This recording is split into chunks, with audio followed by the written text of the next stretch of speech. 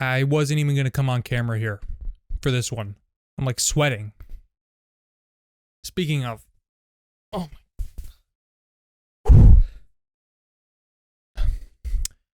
In case you can't tell, I wear black very often. I really wasn't going to come on the camera. I was just going to take it easy today, just do the audio, but then I started to think, I have to make a quick point here. A quick point. You know, all everyone ever does is complain about Ubisoft's games being similar, and I get it. Open world this, f***ing open world that, open world everything. The real world is open world, okay? The real world is open world. The real world. Open world. And all I gotta say is, how come none of you talk about Child of Light, huh? Silence. You never heard of it? Maybe you did. Okay. Child of Light is a side-scrolling watercolor lullaby RPG. You know, yeah, like this. Oh, yeah, that's how I describe it. I played this game almost 3 years ago and was already 4 years old. So if I was late to it, you're doubly late. So, yeah. My phone rang while I was recording. That was cool. Haha. Anyway, Child of Light, it was fantastic. Like, goddamn. If you haven't played it, you're missing out. And I'm sure you're so ready to subscribe after my abrasive opening here. I don't blame you if you're not.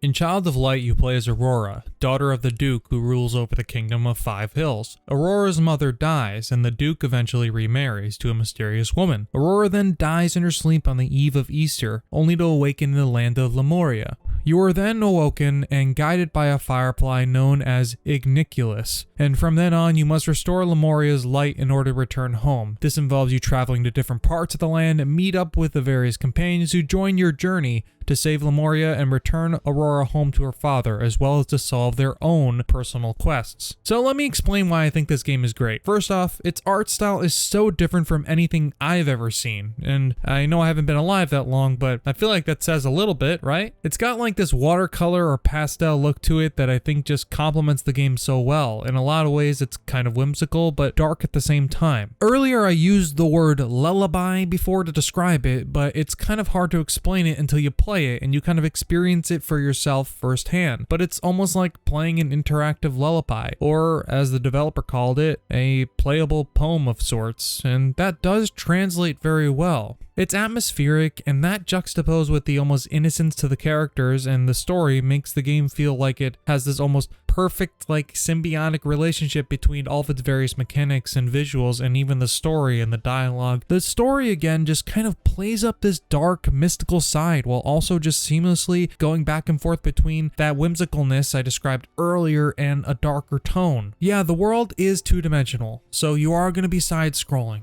Side-scrolling, I know, is not for everybody, but it is easy to overlook because there's just so much care and, dare I say, character in the world itself. It's a cliche to say, but it's almost like the world itself is a character in itself. I said itself a lot. You travel across cliffs and skies and villages, and none of it feels haphazardly created or thrown in to just have it there. It feels real and lived in, like it has a purpose. It does get a little confusing. I'm not going to say it doesn't, because like sometimes you'll jump on something or go up because of the way it's drawn. It just seems like it's all one dimension, but overall, it's pretty solid design, and I like each of the game's areas overall. Overalls. As I mentioned before, all the characters have their own stories and insecurities and quirks, and they're all the better for it. Now, to be fair, I just want to say as a disclaimer, I can't be super reliable here on specifics of the story and say I played this game super recently, and I can't really speak to all of the characters' individual tales, but I can tell you that I remember them fondly, and they all have their own tale to undertake and to uncover and to resolve. The story is great and it's impactful. The only thing I can probably see that you'll definitely notice this early on is that while there's not a terrible amount of spoken dialogue, aside from some small little instances here and there, the dialogue you read on the screen is all rhymed or rhyming all the time. It's cute in that, but also you can kind of get the impression quickly that it's a tiny bit forced at parts where it seems a character interjects it in conversation only to just have the dialogue end with a rhyme scheme or some kind of rhyme of sorts. It's definitely not terrible, it's not the end of the world, but it's something worth noting, and I kind of like it personally, but I also recognize that it does feel forced. The music too almost has this kind of, how do I say, serenity to it. Like it's telling you a story while you travel. I am not the best at describing music in games or anywhere really, but it sounds like a perfect accompaniment between piano, flutes, strings, screens I almost said. It's got a life to it and you'll almost gracefully move about the world and areas.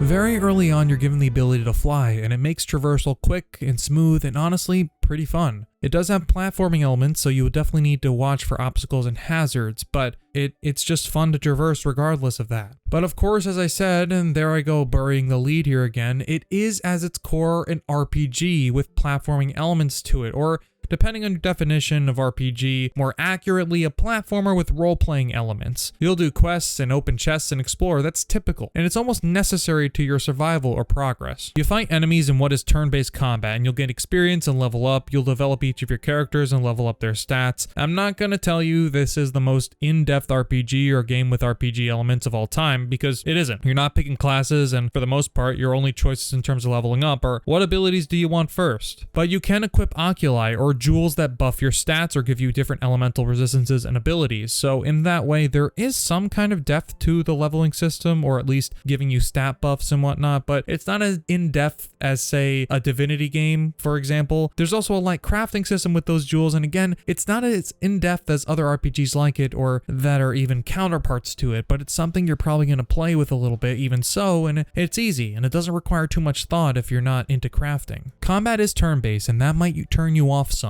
I understand, I do. I'm kind of indifferent to it, but I really do like the way Child of Light does it. I know not everyone is into turn-based combat, and in some instances I'm not either, but the way that Child of Light does it is a little different than I think keeps you constantly involved in the action. So, for example, Igniculus, the little firefly dude who follows you around, is controlled by the left analog stick, or rather the right analog stick. Or if you have a friend or partner who maybe you want to play with, they can control them with another controller. Igniculus can shine a light on enemies, stunning them or slowing them down, and pick up health and stuff in combat and outside of it. What that means though is that though it's turn-based, you're always going to be doing something or feel like you're in the middle of the action. So in battles, you're never waiting for the enemy to attack, you're constantly strategizing and figuring out which enemy do you stun, who attacks first, and can you sneak in another attack before they attack you? It can be fairly overwhelming in tougher fights, and I'm not saying it's not, but it means you're constantly engaged in the combat, and even then you can turn down the gameplay speed if you're feeling like it's moving a little too fast for you. In that, Child of Light shows it does have some depth, maybe not in its character stats or building your own class or picking weapons and abilities, but in how you engage in the world and its combat. Sometimes in games, turn-based combat can feel a little slow and maybe boring to some people, and you don't feel super involved in everything that's going on. You're just picking options and just watching the character perform the action. But the simple fact that you can still move Igniculus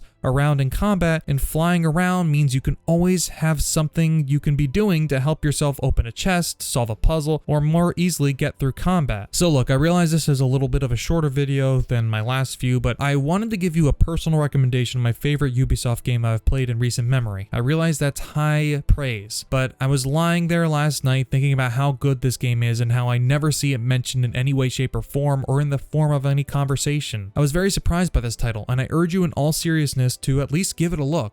Look up a couple more videos about it, watch its gameplay, see if it's something you're interested in. I booted it up last night to give it a shot, and it's still very playable, I have to say. It's very playable and seems to have aged fairly well. It's not going to break the entire world of gaming, and it's not going to revolutionize what you think of RPGs and whatnot, but it's almost a different type of game that we're not used to getting from Ubisoft these days. Either way, I want to leave it in your hands. What do you think of Child of Light? Have you played it? Will you try it? Are there any other games out there that you think are great, but it seems nobody else is talking about besides you? Should I curse more? I'm not hearing a no. Whatever you think, I hope you enjoyed this video. If you got this far and if you liked it, give it a thumbs up. If you got this far and you didn't like it, give it a thumbs down. Subscribe to me if you think I'm worth your time, or to someone else if you don't think I am. I hope you stay healthy, happy, and safe.